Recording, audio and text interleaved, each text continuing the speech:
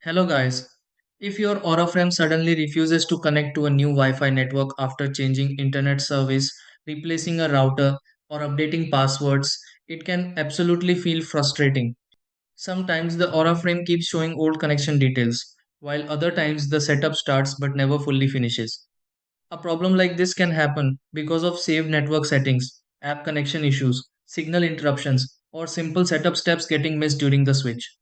Before assuming something major stopped working, there are few simple things worth checking because many Aura Frame Wi-Fi problems can improve after quick adjustments.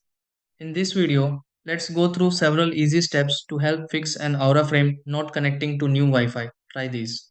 Step 1. Keep the Aura Frame close to the Wi-Fi router during the new connection setup. Step 2. Open the app linked with the Aura Frame and review Wi-Fi settings carefully. Step 3. Remove all network details connected to the Aura frame if the previous Wi-Fi still appears.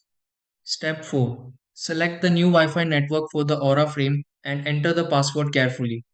Step 5. Restart the Aura frame briefly if the connection process freezes unexpectedly. Step 6.